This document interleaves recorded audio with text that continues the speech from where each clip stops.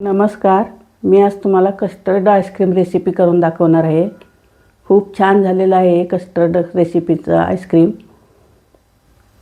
बघू शकता तुम्ही. तर गॅसवर मी कढई ठेवून घेतलेली आहे एक. त्यामध्ये मी ह्या कपानं 2 कप दूध घालून घेते. हा 240 ml चा कप आहे माझा.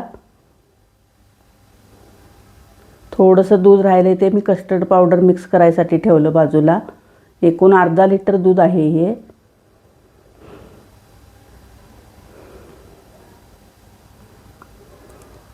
दुधाला चांगली उकळी आली की कस्टर्ड पावडर घालून थोडं थोडं मिश्रण त्यातून ओतायचं.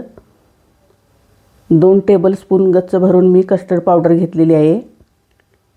ही घरी बनवलेली कस्टर्ड पावडर आहे मी.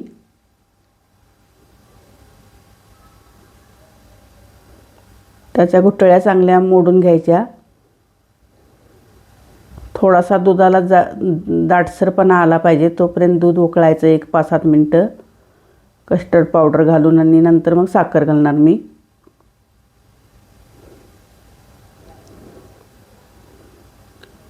थोडंसं एक अर्धा टेबलस्पून अजून घातली कस्टर्ड पावडर तरीसुद्धा चालती, पण मी 2 टेबलस्पून घातलेली आहे.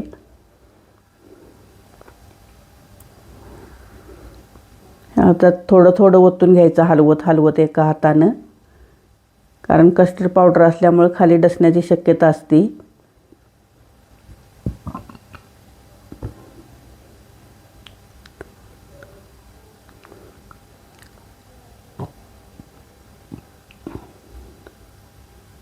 तर त्यात मी अर्धा कप साखर घालून घेते.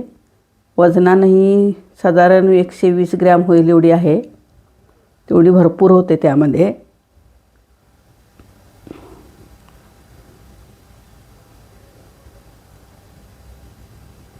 चांगली उकळी आलेली आहे दुधाला.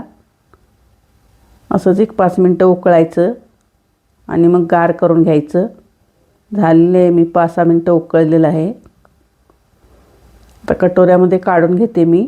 थंड झाल्यानंतर आणखी त्याला दाटपणा येतो. हे मी आता पूर्ण गार करून फ्रीजरमध्ये 1-2 तासासाठी ठेवून देणार आहे. आता त्याच कपानं मी 1 कप व्हिपिंग क्रीम घेतलेली आहे. जी केकला वापरतात तीच क्रीम घेतलेली आहे. ती आता हँड मिक्सरने फेटून घेते मी.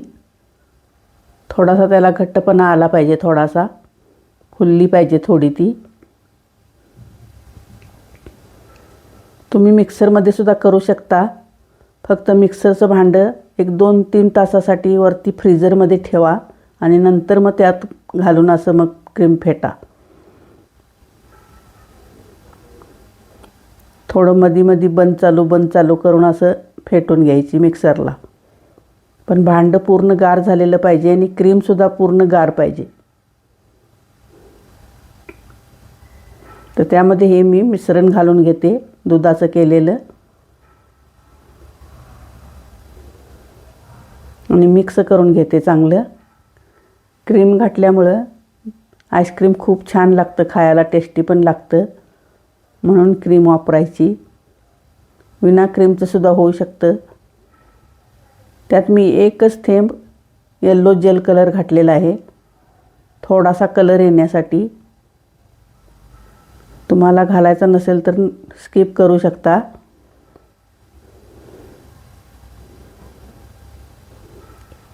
हे चांगलं फेटून घ्यायचं आणि ह्याला पुन्हा 1-2 तासासाठी फ्रीजरमध्ये ठेवून द्यायचं. 2 तास किंवा 3 तास ठेवलं तरी चालतं. उन्हाळ्याच्या दिवसात लवकर हे होत नाही, जमत नाही ते लवकर.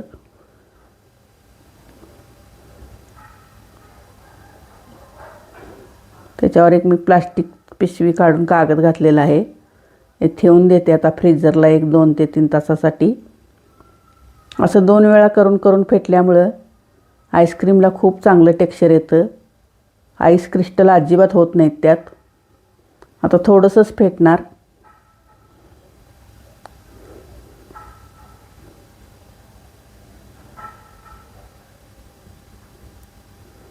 जास्त जमलेलं नाही आहे त्याच्यामुळे लगेच फेटून होतं.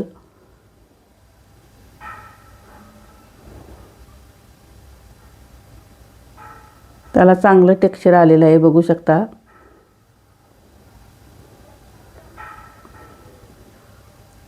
माझ्या रेसिपी आवडत असल्यास माझ्या चॅनलला लाईक शेअर करा, कमेंट करून सांगा रेसिपी कशी झाली.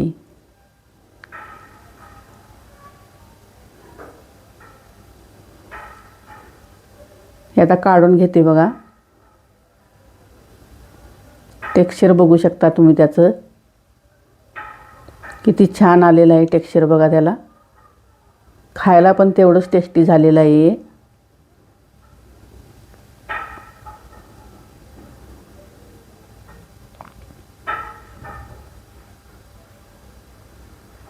हे आईस्क्रीमचाच एक डबा आहे, त्यामध्ये मी काढून घेतलेला आहे. याला आता 8 ते 10 तासासाठी फ्रीजरला ठेवून द्यायचं. चांगलं जमलं पाहिजे ते. त्याच्या आत मी कागद घातलेला. दुसऱ्या दिवशी सकाळी मी दाखवते तुम्हाला. खूप छान झालेला आहे आईस्क्रीम.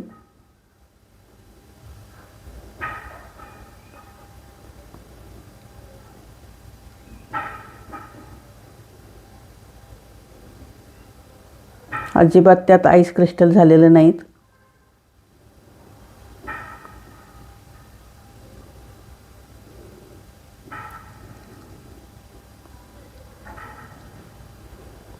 ह्या दिवसात नक्की एकदा करून बघा. ह्या पद्धतीनं खूप छान लागतं.